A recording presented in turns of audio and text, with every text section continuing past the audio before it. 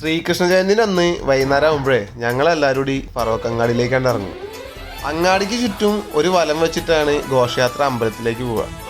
നല്ല രസമാണ് കാഴ്ച കാണാൻ. കുട്ടി കൃഷ്ണന്മാരും കുട്ടി ഗോപികമാരും പിന്നെ ദിവസങ്ങളുടെ മെനക്കെടുത്ത് ഉണ്ടാക്കുന്ന ഇതുപോലുള്ള രൂപങ്ങളൊക്കെ. ഓരോ വർഷവും ഓരോ രൂപങ്ങളായിരിക്കും.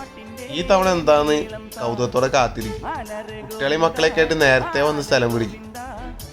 ഈ ഒരു പോക്ക് നേരെ ഇനി നല്ലൂർ ശിവക്ഷേത്രത്തിലേക്കാണ്. അവിടെ എത്തുന്നതിന് മുന്നേ തന്നെ കുട്ടികൃഷ്ണന്മാരുടെ ഒക്കെ കാല് കഴിച്ചിട്ട് ഒന്നെങ്കിൽ വണ്ടിയിൽ അല്ലെ അച്ഛൻ്റെ അമ്മേൻ്റെ ഒക്കെ ഒക്കത്ത് കയറിയിട്ടുണ്ടാവും.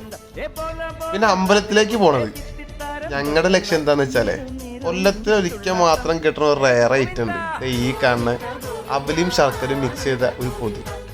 എന്താന്ന് അറിഞ്ഞൂടാ, ഒടുക്കത്തെ ടേസ്റ്റാണ് ഈ സാധനത്തിന്. പണ്ടൊക്കെ തല്ലും പിടിയും ആയിട്ടുണ്ടാക്കിയിട്ട് അതൊക്കെ കഴിക്കാറ്. നിങ്ങളുടെ നാട്ടിലെ അമ്പലത്തിലെ എന്താ സ്പെഷ്യൽ വെച്ചാൽ ഒന്ന് കമൻറ്റ് ചെയ്യണം കേട്ടാ. അപ്പോൾ ശരി, എന്നാ അടുത്തോട്ട് കാണാം.